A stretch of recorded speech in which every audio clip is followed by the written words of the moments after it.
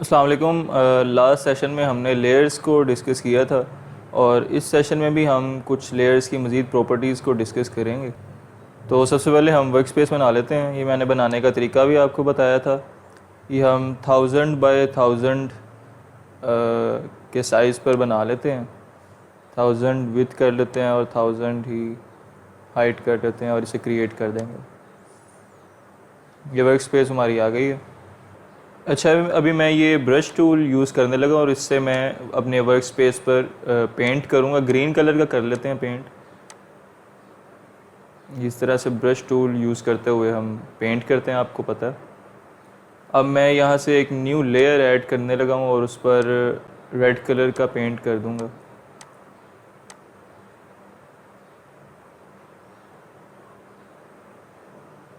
अब हम एक और लेयर ले लेते हैं और उससे हम ब्लू कलर कर देंगे।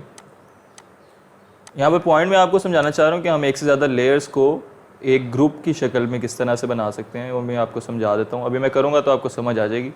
ये ब्लू लेयर हमने ऐड कर ली है एक, तो ये हमने लेयर एक और ऐड कर ली है। लेकिन आप जानते हैं और मैं बताता भी चलूँ आपको कि जो वर्क स्पेस है हम उससे तो मूव नहीं कर सकते। जो हमारी वर्क स्पेस होती है तो हम उसके ऊपर जो बनाई गई जो लेयर्स होती हैं हम उसे ही मूव और एडिट वगैरह कर सकते हैं। अब ये देखें, इस टाइम जो हमारी लेयर सेलेक्ट है वो ब्लू लेयर है और इस टाइम हम सिर्फ ब्लू लेयर को ही मूव कर सकते हैं। इसी तरह हमारे पास वो दूसरी लेयर है रेड, उसे हम सेलेक्ट करेंगे तो वो रेड वाली लेयर मूव होगी। तो अगर हम इन दोनों लेयर्स को एट अ टाइम इकट्ठे मूव करना चाहें तो उसके लिए हमें इन्हें सेलेक्ट करना पड़ेगा दोनों को, और उसका तरीका है कि हम कंट्रोल दबा के इन दोनों को, ये देखें अब ये दोनों सेलेक्ट हो गई हैं। अब हम इन दोनों को देखें एट अ टाइम हम मूव कर सकते हैं और रिसाइज भी कर सकते हैं अपनी मर्ज़ी से। ये देखें या अभी दोनों मूव हो रही हैं क्योंकि हमने इन दोनों को सिलेक्ट किया है, कंट्रोल बटन दबा कर दोनों को सिलेक्ट किया हुआ है। अच्छा, तो अभी हमने इन दोनों को सिलेक्ट किया हुआ है, तो जैसे ही हम डीसिलेक्ट करेंगे तो दोबारा से सेपरेट हो जाएंगी और फिर अलग-अलग से ये मूव होंगी। तो हम इन दोनों को अगर परमानेंटली एक ग्रुप की शक्ल में देना चाहें, एक ग्रुप की शक्ल में इन्हें ऑपरेट करना चाहें, इन्हें एडिट करना चाहें, तो उसका तरीका ये होता है कि हम यहाँ पर एक क्रिएट ग्रुप की ऑप्शन भी आती है नीचे। इससे देखें दोनों लेयर्स का एक ग्रुप बन गया। अब आप इन दोनों को किसी भी वक्त इन पे कोई भी ऑपरेशन कर सकते हैं तो वो दोनों पर अप्लाई हो जाएगा।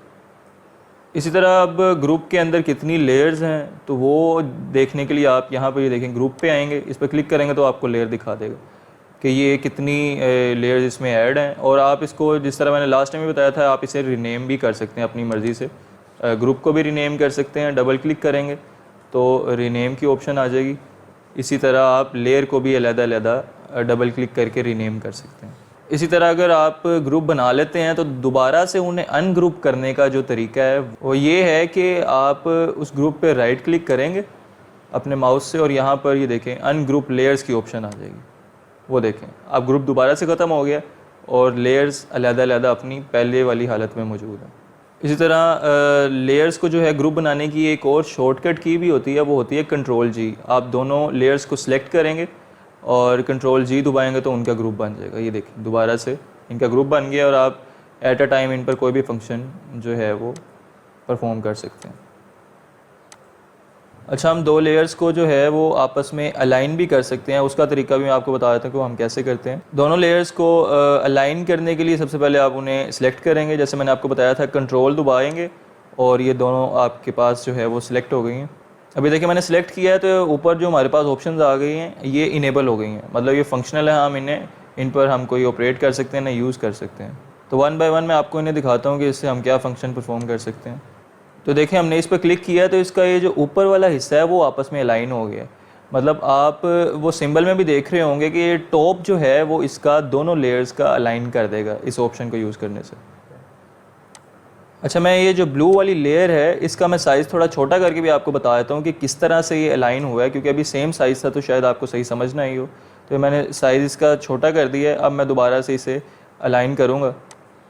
ये देखें हमने दोनों को सिलेक्ट करके अलाइन किया तो ये टॉप वाला जो पोर्शन है दोनों लेयर्स का उसे अलाइन कर देगा। इसी तरह अब ये हमने सेकंड ऑप्शन यूज़ की है तो ये देखें ये सेंटर से मिड पॉइंट से ये एक दूसरे के साथ अलाइन हो गए हैं। दोनों का सेंटर देखें आप सेम है, तो इस सेंटर पॉइंट को मद्देनज़र रखते हुए ये अलाइन हो गए हैं इसमें। और इसमें आप देखें बॉटम, इसमें दोनों का बॉटम जो है वो अलाइन है। अच्छा, जो अलाइनमेंट वगैरह है जो मैं अभी आपको करके दिखा रहा हूँ, इसे हम कुछ दिनों तक अपने नेक्स्ट सेशंस में मज़ीद देखेंगे कि इसका आगे आखिर काम क्या है, ये हम किस लिए यूज़ करते हैं। अब जब हम कोई विजिटिंग कार्ड वगैरह बनाएंगे तो मैं आपको प्रैक्टिकली करके बता दूंगा। अभी मैं सिर्फ आपको इसकी फंक्शनैलिटी बता रहा हूँ कि आखिर ये बटन दबाने से, इन ऑप्शन से आगे परफॉर्म क्या होता है, आगे फंक्शन क्या होता है। अच्छा, आगे ये कुछ और भी ऑप्शंस दी हुई हैं। इस पर अगर हम क्लिक करेंगे देखें तो ये अब लेफ़्ट अलाइन हो गया एक तरह से, ये उसे लेफ़्ट पे जाके लेफ़्ट बॉटम के रिस्पेक्ट से उसने इसे अलाइन कर दिया। इसी तरह ये मिडल में उसे अलाइन कर देगा और ये राइट साइड से उसे अलाइन कर देगा। तो ये सारे अलाइनमेंट के ही फंक्शंस हैं। मुख्तलिफ़ तरीके से आप अपनी दो लेयर्स को सिलेक्ट करके उन्हें अलाइन कर सकते हैं एक दूसरे के साथ। अच्छा, अब मैं ये अपनी जो ब्लू वाला बॉक्स है फॉर एग्ज़ाम्पल, इसे मैं रेड वाले बॉक्स के सेंटर में लाना चाह रहा हूँ। तो उसके लिए मैं दोनों लेयर्स को सिलेक्ट करूँगा और वहाँ से ऊपर से देखें अलाइनमेंट करूँ, ये देखें तो इसने ऑटोमेटिकली इसे अलाइन कर दिया। तो इस तरह से हम जो है वो अलाइन कर सकते हैं अपनी दो लेयर्स को। सिलेक्ट करना उनके लिए ज़रूरी है, ये ऑपरेशन परफॉर्म करने से पहले दोनों लेयर्स को सिलेक्ट करना ज़रूरी है। और मैंने आपको बता दिया है कि वो कंट्रोल को दबाएंगे तो वो दोनों लेयर्स उससे आप सिलेक्ट कर सकते हैं एट अ टाइम। दो से ज़्यादा भी हों तो आप कंट्रोल दबा कर सिलेक्ट कर सकते हैं।